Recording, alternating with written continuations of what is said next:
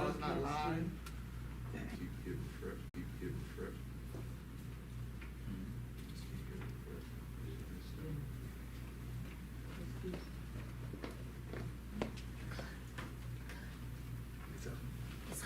Okay. Today's service, I'm sorry, why do I keep calling you my booby's life? Good evening. He leadeth me in the path of righteousness. My head with oil, my cup runneth. Oh, we never would.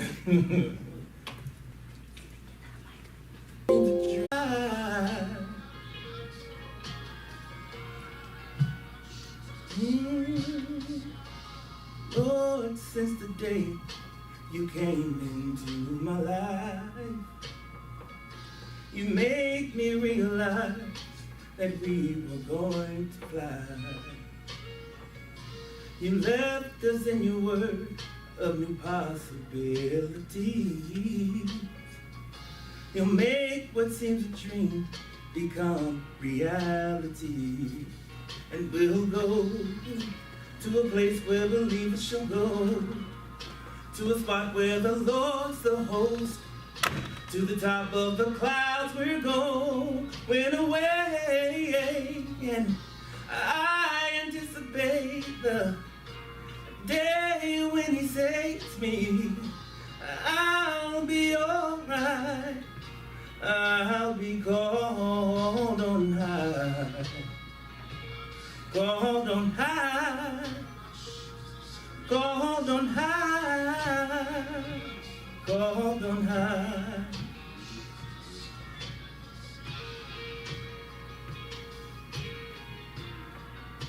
Oh, oh, oh, oh, I anticipate the day when he saves me. I'll be alright, I'll be with Jesus Christ. Thank you.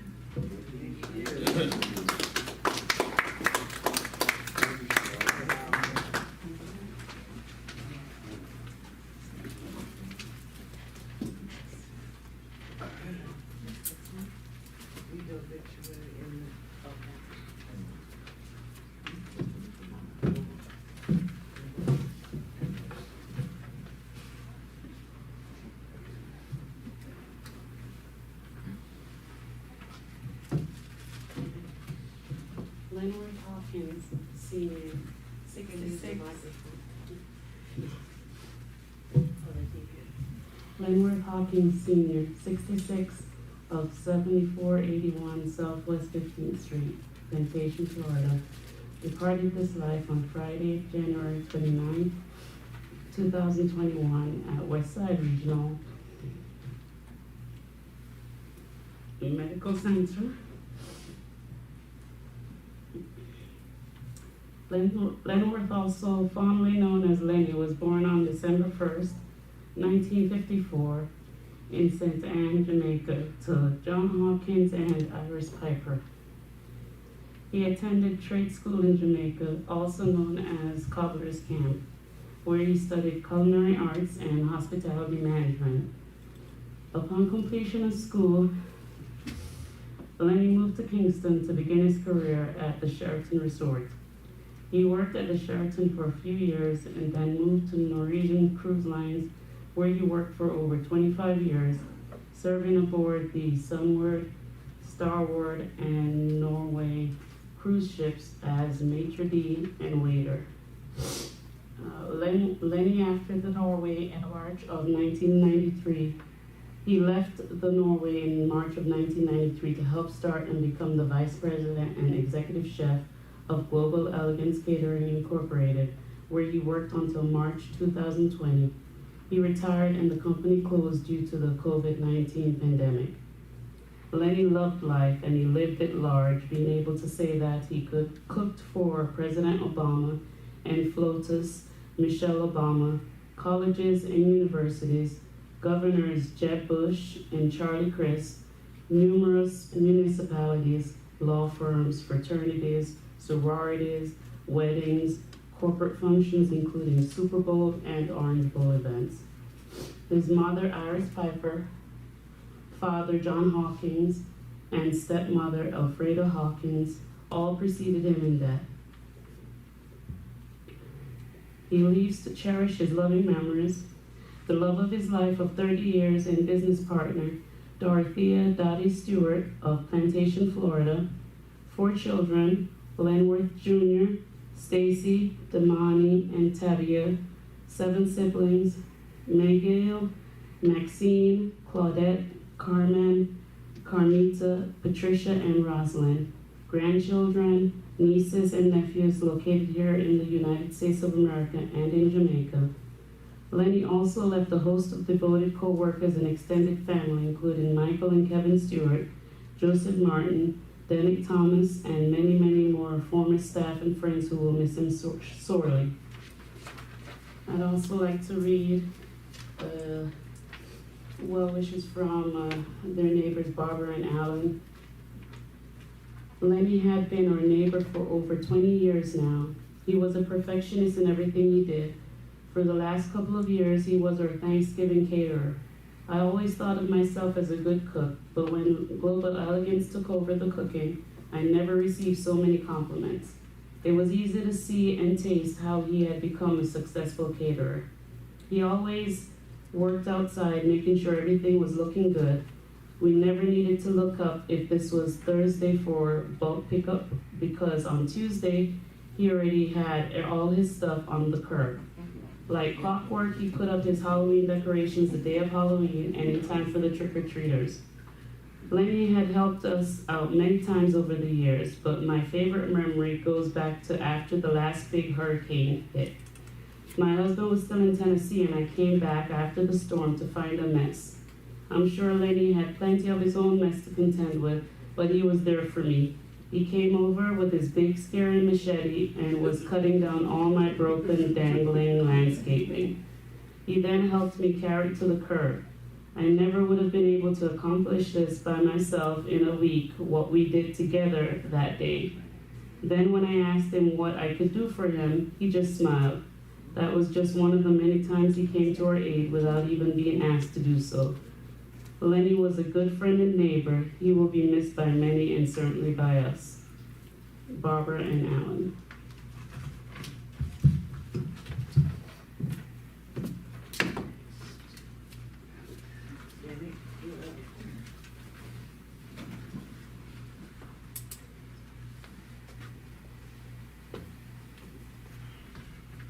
Good afternoon, everybody.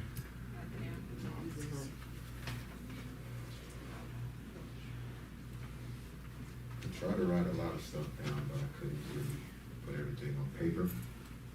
But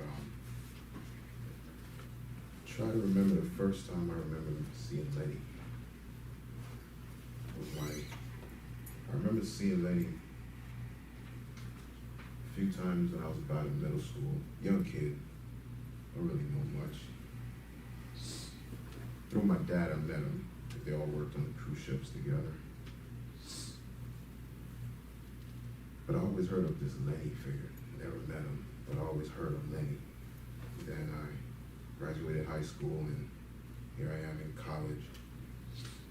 And all I heard was this squeaky voice running around downtown, and I turned around and it was Kevin. And like, that voice still hit, you know, and we connected, and he was like, hey, what you doing? I got a job for you if you ever need some work. And from that day, I just ran home and I was like, okay, I'm at college, I have a little job, I'm a big shot now. And my first catering function I ever remember going to, I woke up early that morning because it was a breakfast at the college. Not remembering what Lenny looked like, just the name in itself. And I was a little late trying to find parking, you know, so I get upstairs and hit the back hall where we would make sandwiches and see this tall, burly looking, intimidating figure. And I said, good morning, you know, I had my sneakers on, a little crushed up t-shirt, and he said, go see Miss Dot, she'll tell you what to do. And my first instinct, well, this is just another employee of Global Elegance Catering. And after I got my instructions from Ms. Dottie, I was instructed to go see Lenny. I'm like, who's Lenny? There's only one guy in the back, I can't be Lenny, you know. And when I told him, he had this little smirk on his face, like, yeah, I got you. So go do this, and go do that. And he's just giving me instructions, and take your hand out your pocket, you know, and you gotta look busy, and you gotta do this, and go do that. And you're wearing the wrong sneakers, you know, it's a professional business, you can't wear sneakers here. He was just, from the very beginning, started to make an impact on my life that I would never think that as a man, as a father, as a husband of two boys, that those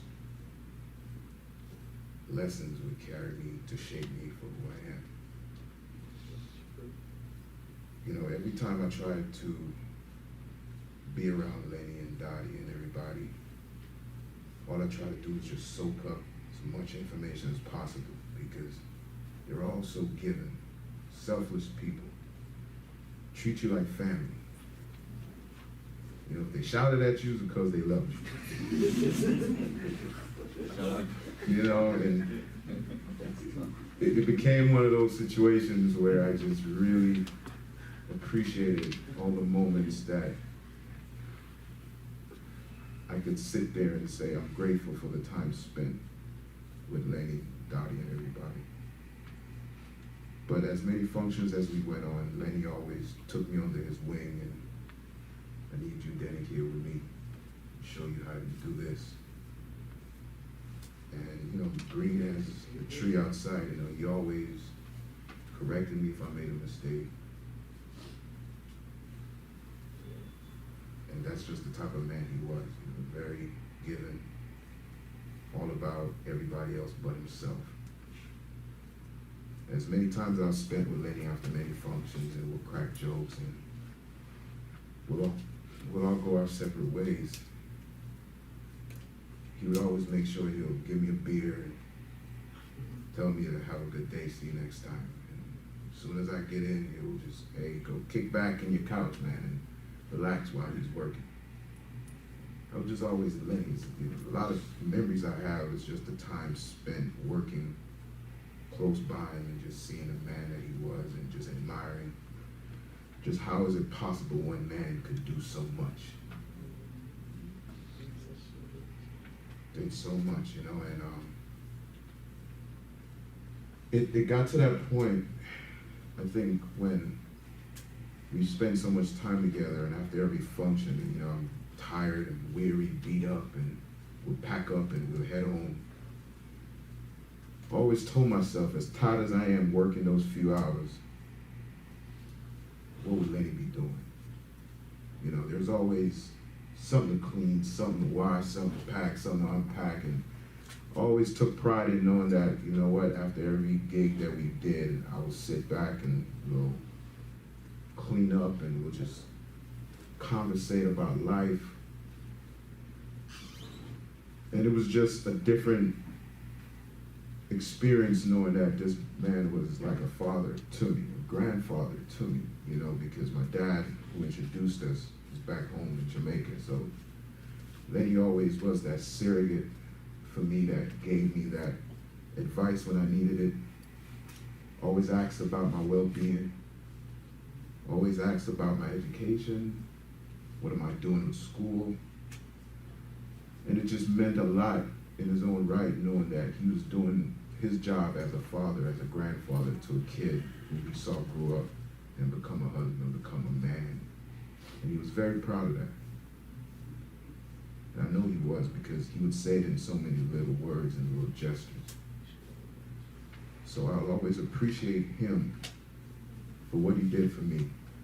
No matter how small he may think it is, it would have an everlasting impact on my life. I'll leave one funny story about Lenny that some may know, some may not. But Lenny loved music. We couldn't talk about Marley around Lenny and he wouldn't get a little, oh, that's my guy, you know. Lenny loved Bob Marley, so I used to have an MP3 player, so many times I would, go there and work and, hours before a function would start. Or there are functions where, we'll leave him and me and Kevin will go out and work. I would leave my MP3 with a bunch of cultural music on it. And I told Lenny, just this card alone is just for you. This is just music that you listen to. Because I had a lot of other stuff on there that Lenny would have looked at me and scolded me about the type of music I was listening to, And I remember we came back from a function and we opened that garage door and Lenny's playing music.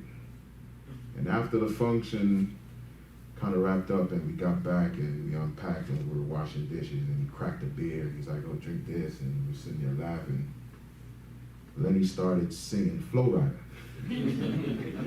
Little did I know that Lenny opened up my whole catalog of music and was just listening to Flow Rider. He was listening to Nelly and he's singing and I'm like, man, I was so embarrassed but laughing in the same breath because here's Lenny, this big, burly teddy bear is singing, and he took very much pride in that, And the last funny thing I remember about you, Lenny, was that throughout the many conversations we've had, one of the things you're always looking forward to when we spoke was your favorite commercials.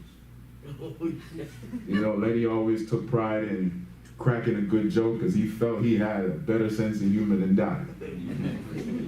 So if it was his Aflac commercial or his Geico commercial, he would make sure, oh man, Denny, did you see that commercial? It was funny.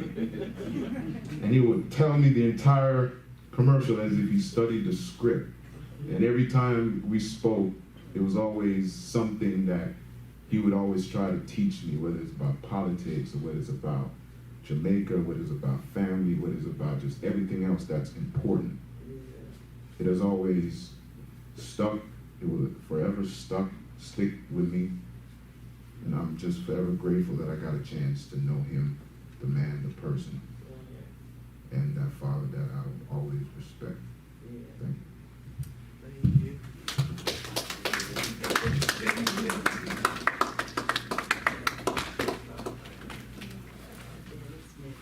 Thank you, that was wonderful.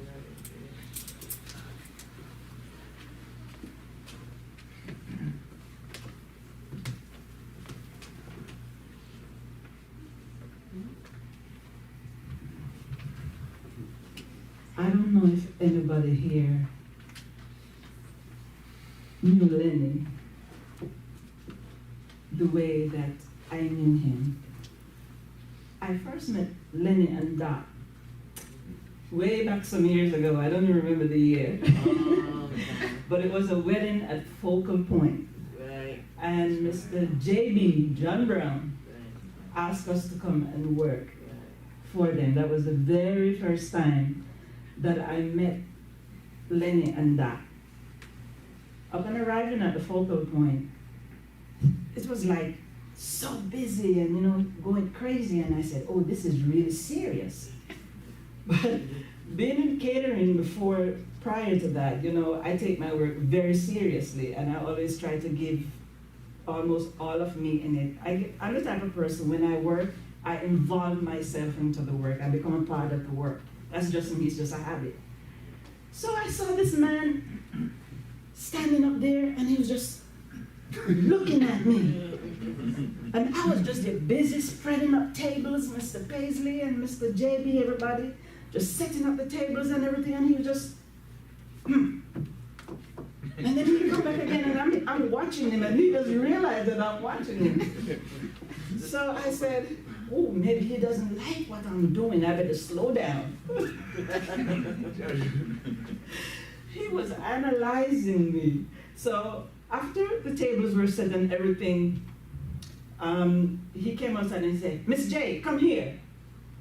So I said, okay, Miss J, okay, all right, I take it. And he said, you stay here in the kitchen with me. You out there in the kitchen. You in the kitchen. He always want me to stay in the kitchen with him. And Miss J do. talk about someone who is organized to a T. When we have events that we don't even have kitchen, only Lenny can make that work that way. I mean, everything is in order in the right places. If you're at the bar, you don't have to worry about going way over yonder to look for your cups, or everything is right there. He was so organized, and I really, really appreciate him for that. Another thing, another chapter, it's too much, but I'll just tell you a few of them. Another chapter, Lenny loves sweets. Yeah. Oh, he loves sweets. And guess what? I was the baker. Because you did the gazadas. The bread pudding, that Jamaican rum cake. If I bake, I'll bring theirs up there, and he'll just say, Miss J, how do you make this one? How did this one taste so different, and so on. But it was just a joy. That Lenny was just a joy. He was just such a big teddy bear, as my friend here said. And I said to Dot when I heard about his demise, I said, the memories, oh my God. And I just fell apart. I said, the memories that that man gave me, working beside him. I mean, it got so serious where I went to church, and I left church, the man up there preaching, and went and worked for Lenny. when I upon arrival, I'm in my church clothes and everything, and that's how it was, because he took his work so seriously, and I'm all for that. I'm all for that. But Miss Dot, Kevin, Mike, Scooter, and all of us here, Frisco, all of us that work for him, we have something to hold on to. That is so many memories, so many good times. Let's hold on to those dearly, because we don't know if we'll ever come across anybody like this again. I think so. He has impacted our life so huge, so much. And I love him as a person, as my boss, as a friend, that the same way. And let's just hold on to his memories, because I think that he would want us to do that in a good way, laughing, joking. Right. He wasn't the sad type of person. He wasn't. So I thank you, and Lenny, I'll have one for you when I get home. Yes, right. And I remember the cucumber sandwiches. Oh, yeah. Yeah. All right, Miss J. Thank you so much.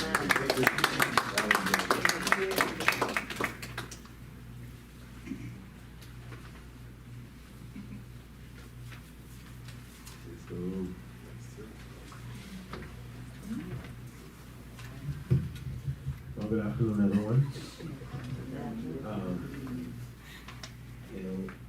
I tried to write a speech, but if speeches wouldn't work in this case, it would seem like something Lenny wouldn't have agreed with anyway. It like spontaneity. I met Lenny after working at American Express, where I met Joe, aka Scooter. We got together, we became good friends, and then one day he said to me, say, listen, my folks have a catering company who want to work. So I said, sure. So I ended up working with it. Met Lenny, met R&B, and the rest is history. It was something they made fun.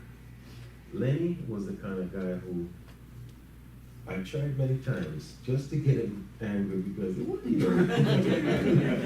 wouldn't fall for it.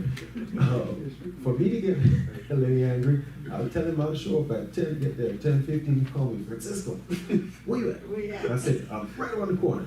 He said, come on. Oh. Okay, then he get off the phone. Then I show up, he said, I thought you was gonna be at 10:15. he was a stickler of the time. He taught us so many things. Whenever we keep functions, Kathy would say, meatball on the menu. I said, what meatball? That wasn't on the menu. He said, yeah, well, I'm calling Lenny to make some of that meatball sauce. I'm like, okay, all right. So I gotta make that, and I gotta go pick it up. I call him, he says, how much? I said, just make some. I get there, he makes a whole big pot. I'm like, Lenny, I'm not feeding brown Kelly, but he says, don't worry about it. You can freeze and use the rest. But overall, he has actually brought so many of us together. My daughter, when she was born, he did the catering, and after that, most of my wife's relatives moved from New York just because of the food. And they never went back. You know, I don't want to sit here and dwell on a lot of stuff, but I got to tell you this. He has touched me in so many ways. We've made so many friends, have so many memories, and one thing has always been consistent. Even when we stopped doing much of the catering with Lenny because of, you know, other engagements, we stayed in touch. He'd call me, Cisco, I just got a bunch of peppers from my garden. Stop by and get some. So I stopped and I picked it up and we sit, we talk. And then he says, don't forget. I said, what? He says, don't forget those Madeline cookies for Talia. He always remembered. I'm gonna miss him. And the worst part about it is, I used to consider Lenny a father because my father wasn't here, an uncle. I'm pretty much here by myself. My father passed away 5 days before, so when Joe called me and I talked to him, it's tough. So, you know, in true Lenny fashion, let's celebrate. If you have something to say to someone, don't wait until it's too late. You know, now, cherish each other, you know, and just do things. Don't put off for tomorrow what you can get done today, because procrastination is a stealer of time. I'm gonna miss him.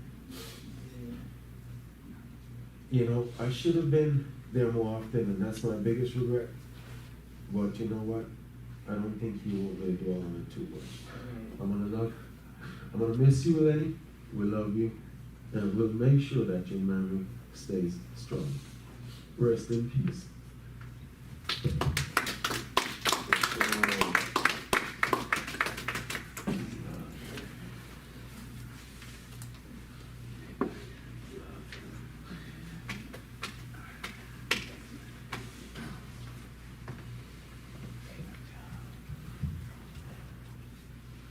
I know a lot of you guys probably don't recognize me. I'm Scooter.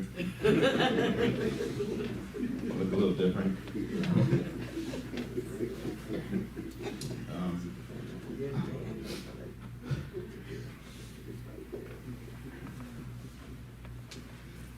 I love Lenny. He was in a lot of ways like a father that I never had. He taught me a lot. With Lenny, I learned the value of hard work. For example, if Lenny woke up at, if he woke me up at 2 a.m., I work at American Express, I get off at 11, I come in the house and Lenny would be like, hey, go get some rest because I'm getting you up early. So I go to bed around 11, and Lenny come wake me up at 2 a.m. for a catering function. But if he got me up at 2 a.m., that meant that Lenny was probably up from 1 a.m. Because when I get up, the coffee's made, my platters are laid out. You know, that's if he even slept at all that night, you know. You can be around Lenny and not want to give it your all. I tried to impress Lenny by carrying one buffet table. Lenny was probably carrying 2 buffet tables. Through him, I learned discipline, humility, and how to be hospitable. I learned how to do things for myself. I have fond memories of watching Lenny sitting at that desk in the kitchen when we had it. He'd be figuring out how he was going to tackle a project.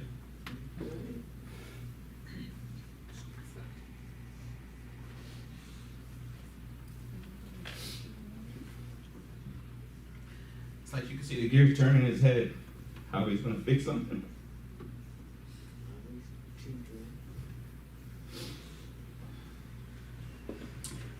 He would never call anybody to repair things around the house. If he called somebody, he'd be right next to him, watching, so he could do it himself next time.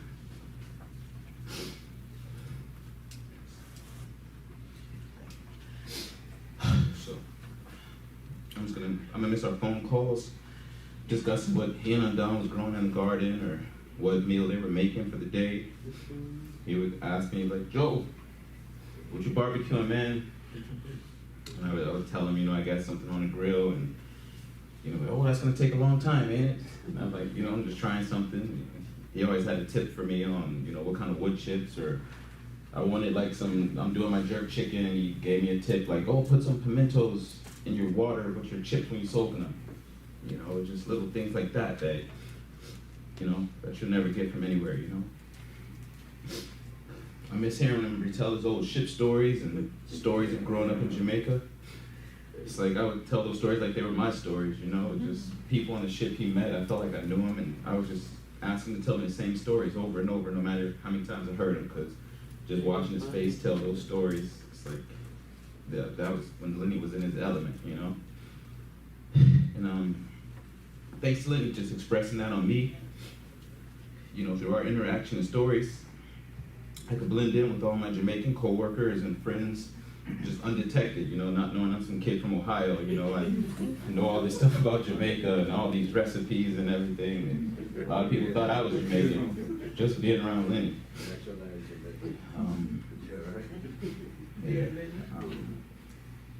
Lenny, he was a kind, generous man. He left a lasting impression on all those that met him. And I could bring somebody by the house once or twice, you know, if they're on the phone, they don't ask for anybody else, how's Lenny? You know, like, what about me? They're asking about Lenny, you know. But I often joke that Allison and I were like a little mini on Don and Lenny, just the way that we run our household, the way that, you know, we grow our kids, just our cooking technique, everything. I owe it on Don and Lenny. You know, there's many stories you can tell about Lenny. I mean, people tell the good side of Lenny, how he was such a great guy, this big teddy bear. There's sides of Lenny, you guys know. There's another side. There's times when Lenny be riding me, it'd be 2 a.m., you know, I'm tired, I'll go sneak in the bathroom and be on the toilet half an hour, he'll come knock on the door, let's go, man, let's go. You know, I come out the bathroom, I get to work, and, you know, he'll come out there, he'd crack open, he'd have these little ginsengs on top of the refrigerator. He'll crack off the foil, he'll give me that, he'll give me some water, bring me a coffee, and just get me going, you know, and I couldn't not work hard because he's in there pounding it out. He'd have Allison in the kitchen with him. I don't know why I'm outside in the hot sun, but him and Allison are in the kitchen, you know, chopping up vegetables, and she'd bring me out pans of grilled vegetables, and her and Lenny are laughing, smiling as I'm grilling these vegetables. Lenny, he felt it was real funny because I used to make the punch, and he'd have a big bucket of punch wait for me, and I used to have this little spoon. He came home smiling one day like, he had got this big paddle for me to stir the punch with. I was thankful for that paddle, but, you know, he had a weird sense of humor sometimes, but you know, I'll just never forget all the stuff that he impressed upon me. You know, I think I owe this man that I am to this day, just how I conduct myself. So all to Lenny, I love you, Lenny. That's it.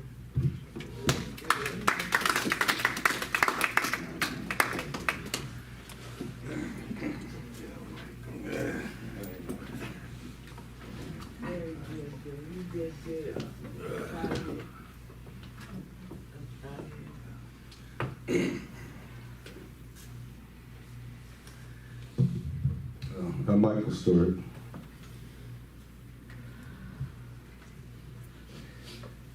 I'd spent, before Lenny had passed away, got the opportunity to take him to the hospital.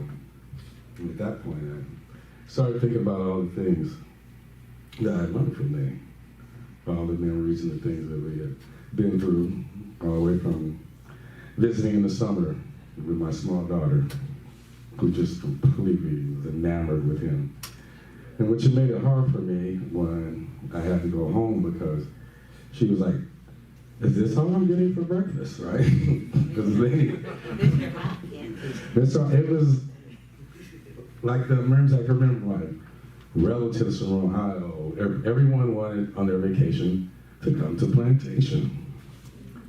Because it was like being on a cruise ship, it was on land. You know, the hospitality, the selflessness that he would give the times that he would put up with my insolence at times, which sometimes I can be a little bothersome at moments, but he was able to communicate with me sometimes without even saying a word. He was quite good at giving certain expressions that you would be like, oh, I understand what you're talking about, right? That was one of the sides of Lenny. And the things that really stuck out to me is that when I was away from Lenny, that the behaviors that I had picked up without, consciously like thinking about it, to whereas I'm in the kitchen with Tina, like, no, you don't cut it like that, right? And this is how you do this. I go back to California. One time I'm with my cousin Dante, and he's gonna wrap up this little platter he made. And I was like, no, hold on.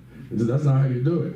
So, Lenny, I was kind of like the stretch type kid. That was like one of my first jobs in the catering was, here, Mike, you wrap this up, right?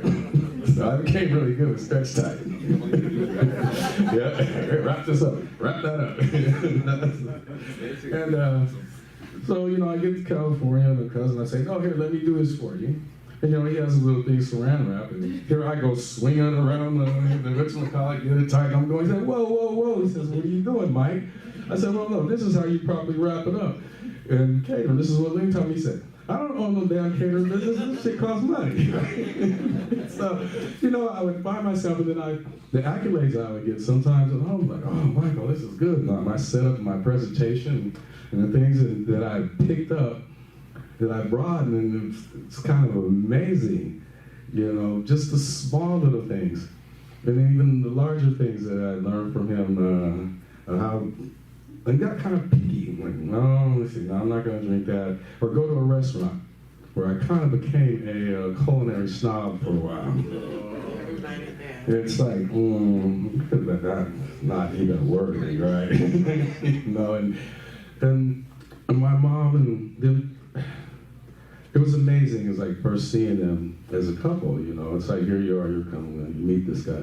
So this is the guy my mom has been going out with. But immediately, it just like there was that feeling when you met him, it was just something to you. There was no animosity. When people can meet people and kind of like, kind of wonder, he's a little sketchy. Not one even thought of that. It was just like he would just soak into you. And you could tell his kindness just in his heart. There he was, how he was, and how he would reflect on you. And he spoiled us at times. He really did. I would call him, I'd be at home, and I'm like, on the phone, and like, oh man, hey, I'm trying to fix this. How do I do this? And I have my little pen ready, and he tells me, okay, do this now. And he would be so thorough about it, and I'm like, well, hold on, slow down, let's go back to this point, right? So I couldn't keep up with him. And then I'd call him, I'd finish, and he'd say, well, how'd it come out? Like, it was excellent. I said, love it. Oh, thank you so much. Matter of fact, I got a little pile of recipes and I do my mom the same way. And I keep a little folder of all the things that I learned how to make from him. And I'm gonna miss him a lot. He became a father to me too. And sometimes we have a little private conversation when we would sit down. And there's moments that we would actually just wouldn't say a word, just watch TV kind of quietly during those moments. Sometimes my mom would be gone, Kevin would be out on an event. We would just sit there and watch TV. But it was like that comfort, like I felt, it was like, okay, I didn't have anything, let me sit here with him. And time to get to work. Sometimes I was wondering, like everybody else, does this man ever sleep? And his work ethic was infectious. And it did come across you, which transcended into my other side of my life too. To where it's like, oh, I'm tired. And I think, oh, no, Lenny. So if I can do this if he can do this. Tina, my loved one, she's also the same way. And it was just amazing all the different people that were attracted to him. And you can tell the people that I know, the effect that he had on their lives, because I could see it in each one of them individually. And I'm going to say, well, to wrap it up, I just want to thank you, Lenny Hawkins, for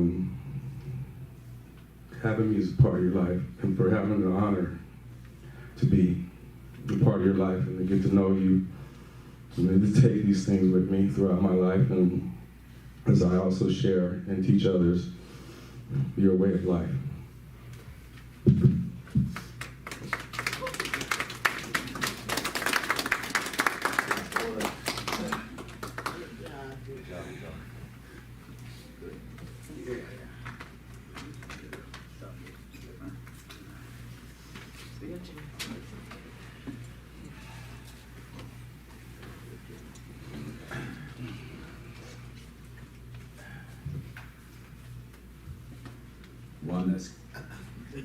I'm that squeaky guy person that Denny Thomas was talking about. So, I'm Kevin. It's Kevin Stewart, and that was my brother Mike. This is all my family out here. Usually I'm not short for words, but there's only one story that I'm going to tell about Lenny. And that was back in Los Angeles when Moms was going out on the cruise, and she met him. She, I met this guy, da-da-da-da. So me and Mike kind of, we're LA kids, so we're cracking up, like, all right, now we don't intimidate this guy when he gets in. So we go over to Mom's apartment, we left our apartment, so, I got my little outfit on. I'm like, all right, when he comes to the door, we're gonna let him know. So we're sitting there waiting, and all of a sudden, the door opens with Mom, this big, tall, 6'2", just, hey, how you doing? And then he shook my hand and almost broke it. And I buckled my knees, and I'm like, well, we gotta go to plan 2 now. But that's definitely not working, so. And he was just such a nicest man, but I'm not gonna get into any more stories. So I'm just gonna mostly get into thank yous because that's the way Lenny was. He was more of a person that would say, Kevin, make sure you thank everybody for doing this and thank everybody for doing that. So I'm gonna do the thank yous, okay? First and foremost, I wanna thank God, but I'm gonna let you in on a little story. I kind of wrestled with God after this one for a day or two because out of all the people, he was always the one that you almost didn't think it was gonna go down like that. But I'm back on track. I've straightened myself out. So so now, other than that, okay, I'd like to thank my Aunt Tanis Stewart, from Oakland, but she's in North Carolina. I'd like to thank my Aunt Barbara Odom, Dougie, Dwayne, and Trish are her kids, and Aunt Barbara and Aunt Tanis are my mom's sisters, and Aunt Tanis is mine. And without talking to you two, it would be a lot rougher. So thank you, Aunt Barbara, Aunt Tanis. Okay, and I would like to thank my niece Brittany, her mother Rhonda, her mother Miss Hatchett, and Brittany's husband Ali, because Lenny loved you guys when you came down. They came down last year, and we had just a great time. And Brittany, you know how much Lenny loved you. And I'm just glad that everybody was able to come down with Miss Hatchett and Rhonda, and we had a great time. So, and that was it. And then of course my grandkids, my niece and nephew, of course, Langston and Little Mama. Okay, not Little Mama, but okay, thank you for that. Then I would also start a little closer to home. I want to thank the man that's sitting in the room in the back. His name is Robert Neer. He's been my neighbor, and I want to thank his wife Sherry. Forever has been Mom's neighbor. He was one of the first ones. He helped us get the ball rolling on Lenny in the hospital. And when I was at work, because I got a new gig now, and when I was at work, he would take Lenny and Mom to the hospital, then I would swing by and pick them up, and then Mike started helping, and we had a nice little thing, and Rob was there through the whole time, and he's known Lenny for years, and it was just such a blessing that we had Rob and his wife Sherry ask him what we need, what did Mom need. Rob was always there for us, and I appreciate that 1,000,000%. Okay, now we have, I'm gonna do the catering family last, but now we have Rob, we have Barbara and Alan, who are across the street neighbors. And Barbara, she was the one that wrote the poem earlier that Allison read, and they were real close to Lenny. And I just thank you for everything, Miss Barbara and Mr. Allen. Okay, we have Miss Brady, who's down the street, and all that good stuff. Now we have Pastor K in the Delta Sigma Theta Miami, and Miss Sandy, and Miss Pat Tellis, and all of the people, Danielle, and everybody from the Delta Sigma Theta Miami, who Lenny loved cooking for years. We did everything Jabberwocky, been to the Delta's houses for their kids, and it was just a beauty. They kind of watched me grow I would like to think into the nice person that I am now, because I had my moments, but I would like to think that we're over that. But I just appreciate everything that the Deltas have did. I would like to thank Miss Jasmine Shirley and the Delta family in the Broward chapter. They were always great to us, and the Broward Lynx was always great to us, and Miss Hutchinson and everybody.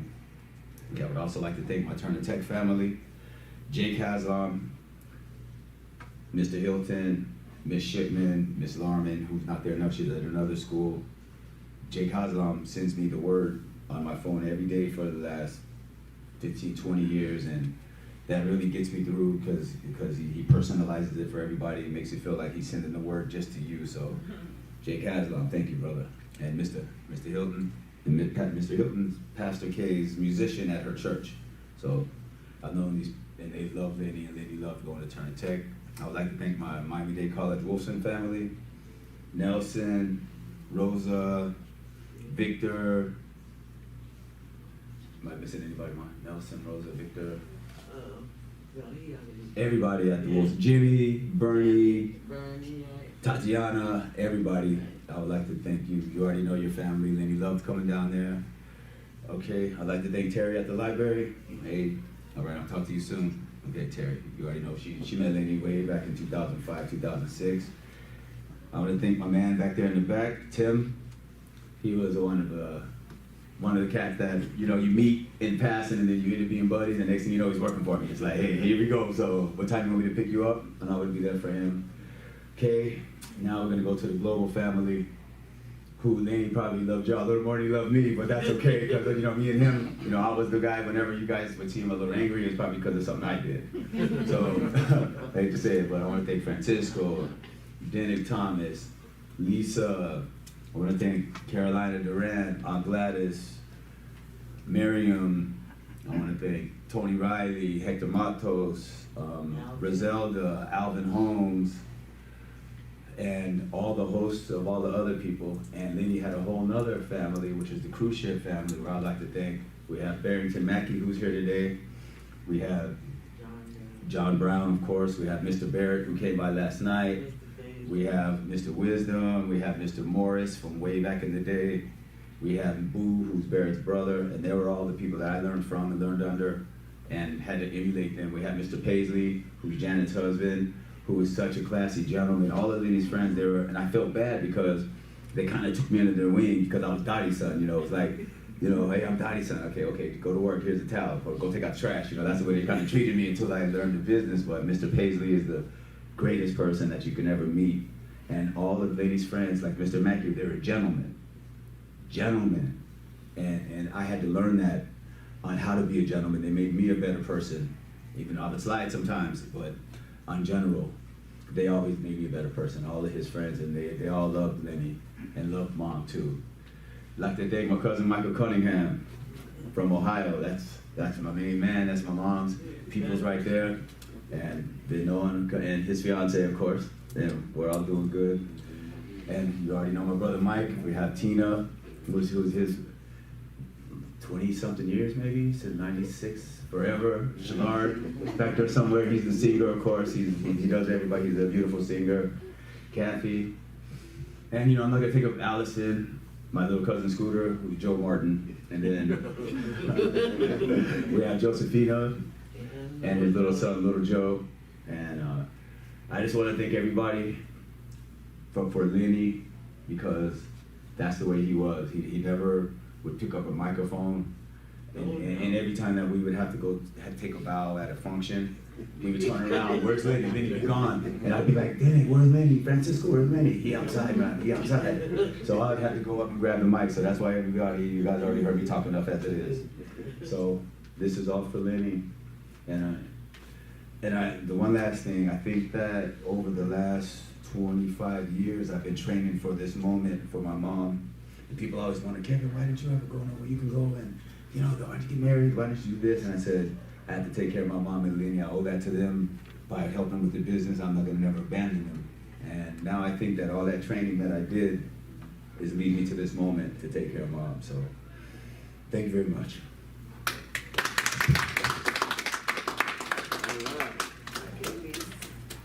Your voice wasn't so really after all. I tried. That's because Billy voice was so deep. Hello, everyone. Hi, Miss Lisa. I'm Lisa. I've been a friend of the family for a very long time. I've known them actually over 20 years myself. It's been a very long time. I'm going to read a card from the neighbors, and it reads, "There are some parts of life that can't be wished away. We just have to walk through them."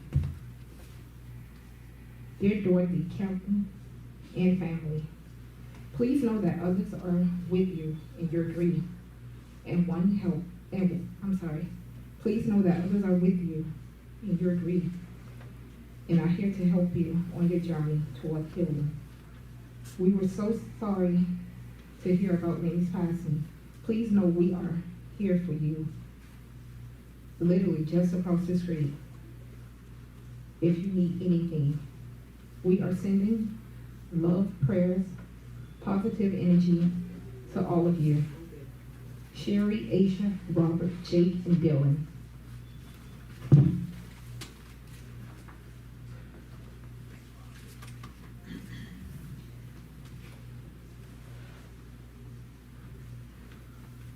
Miss Dottie, Kevin, Michael, Tina, Dinek, Joseph,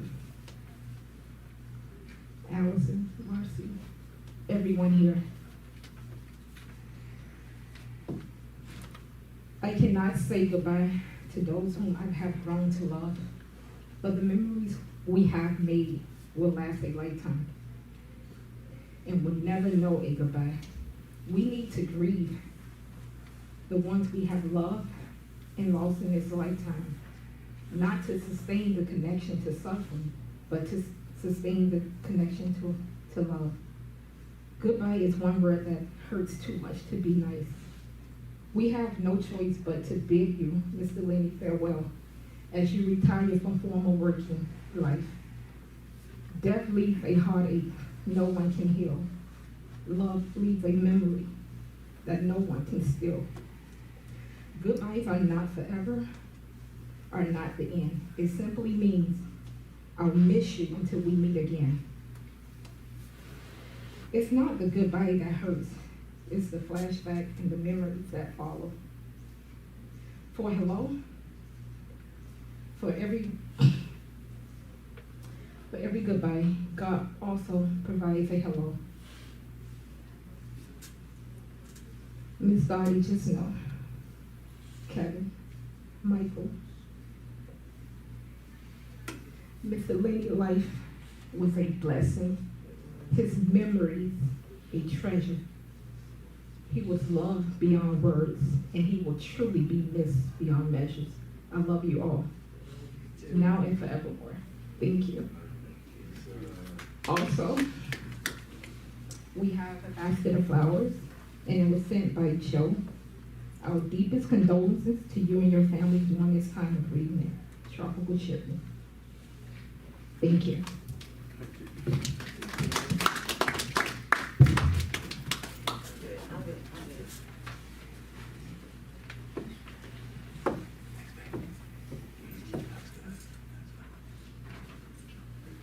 You know, Lenny and I had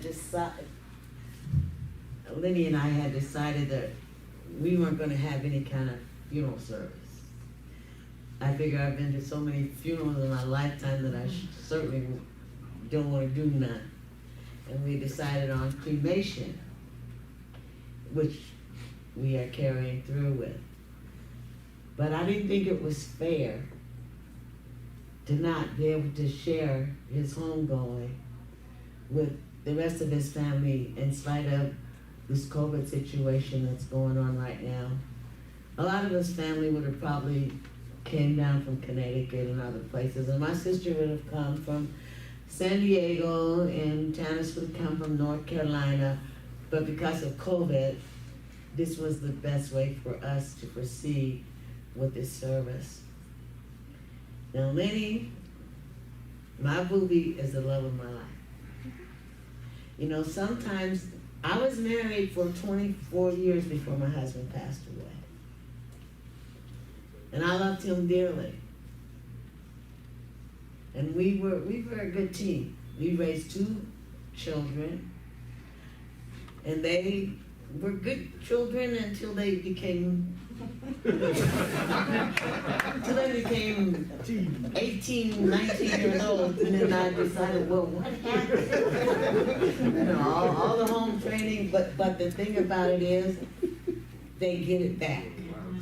You know, they might go through a spell where they go through their age growing, but they got it back, and I have to thank them both.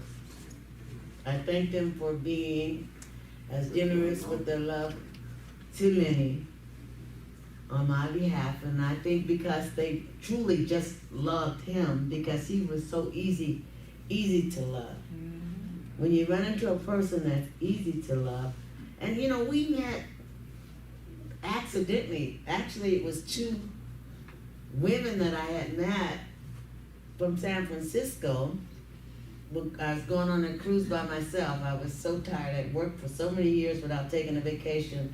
I went on a cruise by myself. And they saw him.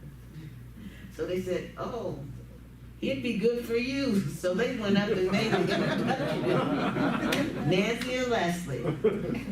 We traveled together a few times since then. And they always thought that we were the right couple to hook up. And so they made the introduction, and that's how we ended up meeting. We talked, you know, we met. He sent wine and champagne, you know, I like champagne, to our table and stuff. And they said, hey, let the maitre d' buy us champagne. Worked for me. But I thought he was such a nice person, non-assuming, wasn't pushy. You know, a lot of times you meet people, they're really pushy. He wasn't like that. Matter of fact, sometimes I used to think he was too nice, because he would make me wait for other people to go into the room before, you know, if someone was in front of us, he would say, let's stand to the side and let them go, gentlemanly. That is so true. Now, Lenny also has a family. He has 4 children. And he loved those children dearly. You know, but he loved me too. So sometimes you have to make choices in life. And I happened to be his choice. Then he happened to be my choice. But I met his father, I met his stepmother, I met his sisters, I met his brother Miguel. We talk on the phone. And they are really a very, very nice family. You know, but like I say, people have to make their own choices. Now, Lenny and I have been together for 30 years. We work together. We do everything together. We fight together over who's gonna cook what food, and who's gonna be the sous chef today, or who's gonna be the lead chef. It got to be a chore. I used to get mad at him in the catering because he would call Janet to do the cutting and do the stuff, and I say, well, where am I? Chop liver, I don't know.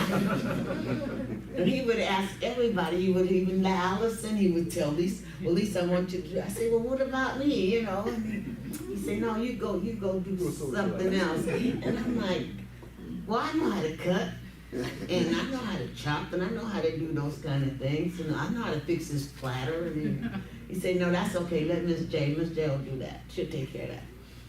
So I would say, okay, that's the way you're gonna play it. So when I would be the lead chef on the dinner, I'd decide who was gonna do what for me. So we would play that kind of game. And we just liked being around each other, to be honest. We really enjoyed each other's company. And like people would say, how do you guys spend so much time together? Because we were together 24/7. That's because we liked each other. And it's easy to be around someone that you really like.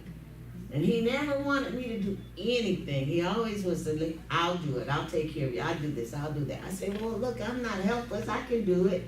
So when I say to my family, I can do it, and they're like, oh God, there she goes again, talking about what she can do. And, but it's because I was so used to doing things, and then all of a sudden they're gonna put me on this pedestal where I'm not gonna be able to do the things that I'm accustomed to doing. But I know I'm gonna miss him. I miss him already. But I carry him. I carry him here. I carry him. He's going home with us, and he's got his rightful place in our home that we made together, and he's gonna be there. And even Kevin and I were talking about occasionally we're gonna take him out for a ride. We just pack him up in the car. When we're going somewhere, he got to go with us. That's right. We'll take him. But he's always gonna be here with me. He's a little bit of him is in here. He's gonna be with me every day, all day. So you didn't get away. You did not get away. I was talking to my sister. She's devastated. And my cousin is devastated because they truly did love him. They respected him.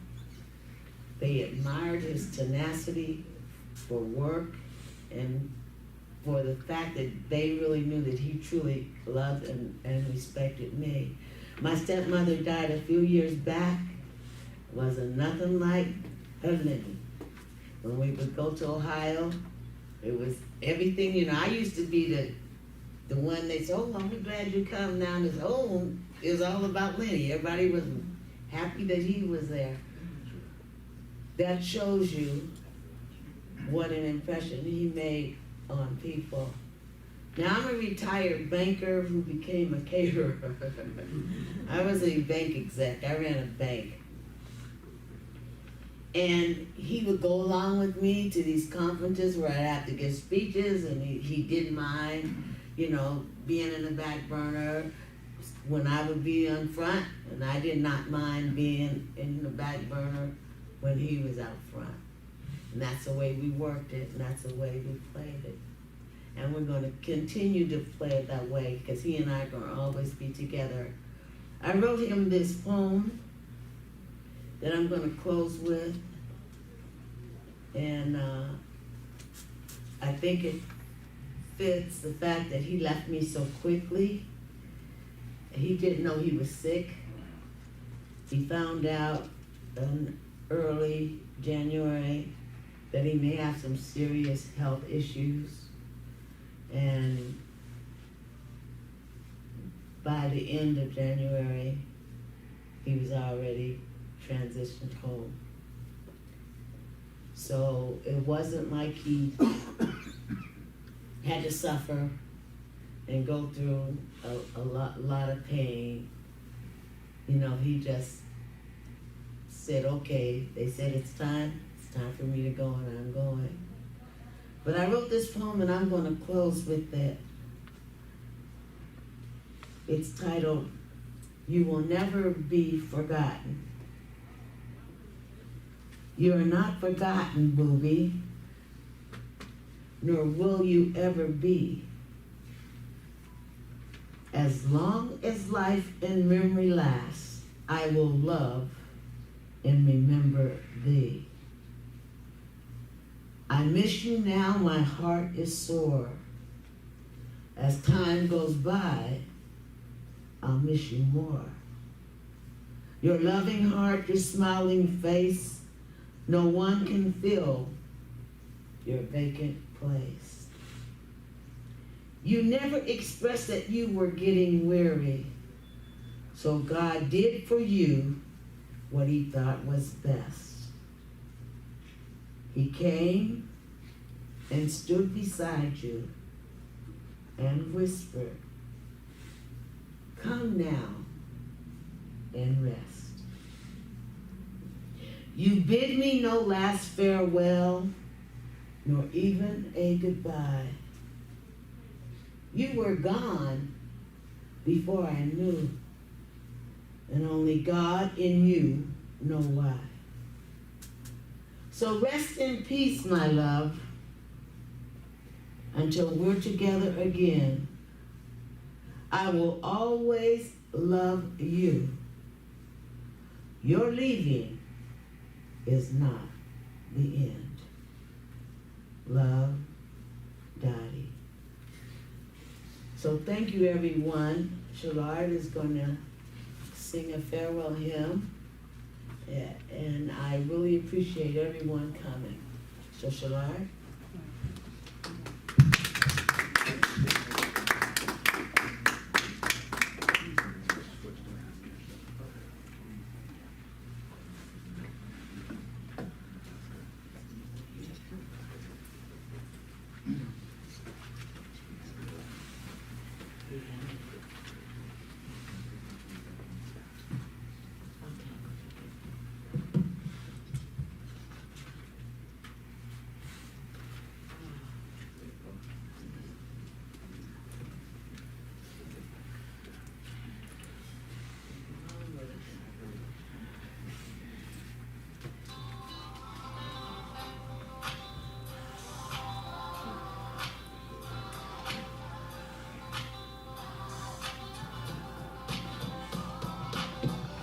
It's easy like Sunday morning, like an angel calling. I'm taking him all in, I've embraced him from within. He's the giver of life, a vision of a life. And he is so perfect that we couldn't picture him if we tried. You see, some may come and some may go. I'll follow you wherever, Lord. Your nourishment to my soul, and I know why. I'll be made whole if I believe in you, and I'll keep on holding. I'm saved by your grace. I'll cross this Jordan if I trust in you and hold your hand. I'll cross this Jordan.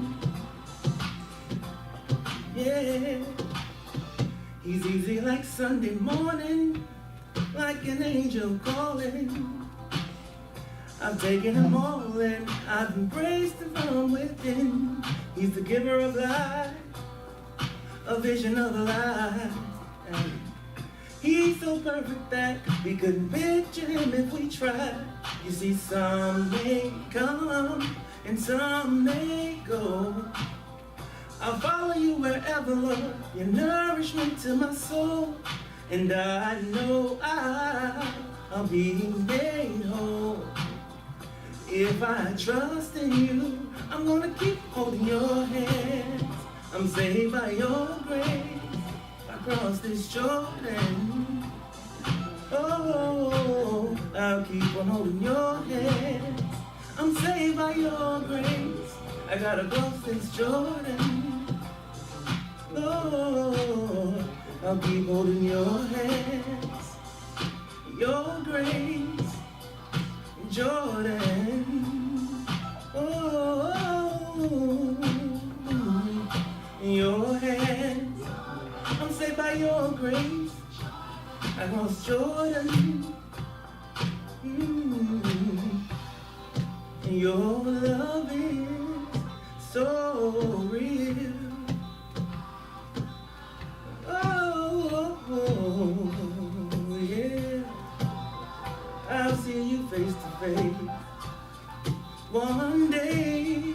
If I keep on holding your hand, I'm saved by your grace. I'll cross this Jordan. Oh, I'll keep on holding your hand. I'm saved by your grace. I'll cross this Jordan. Yeah.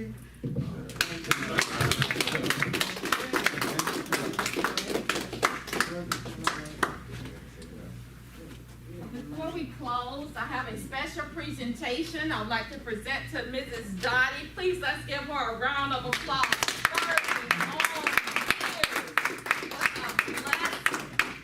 You know, she said she was the love of his life. I say she's the love of his life and his wife. Anybody be with a man for 30 years, you automatically have that title as the wife.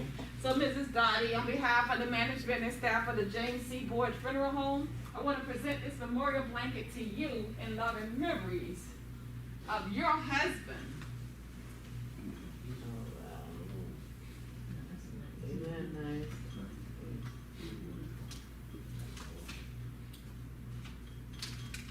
Normally I have the guys here to take it down for me, but look, I can do it myself.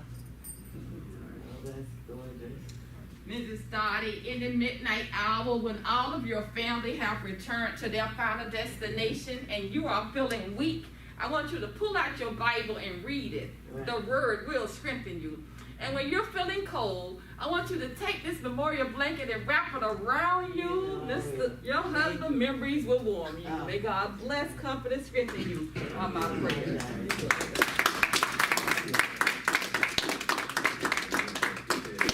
You're welcome. You want to say anything before we go? Yes, I'm gonna say. We're going back to our house, so we're gonna meet over there and have. Well, they know that I wouldn't invite them back if I wasn't gonna feed them. So.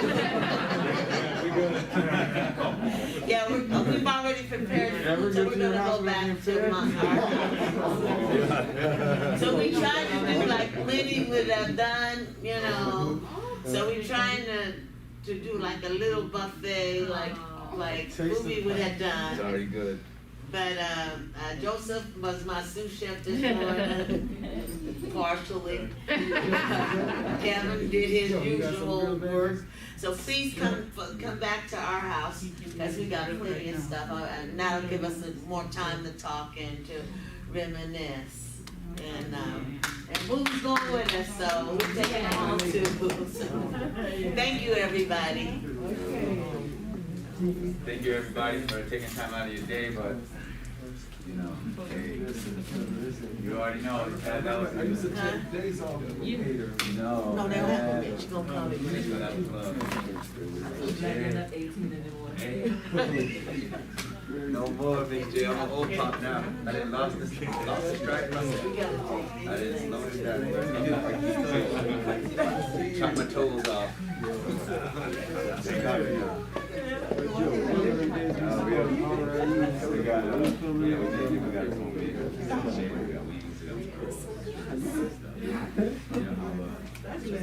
You know that?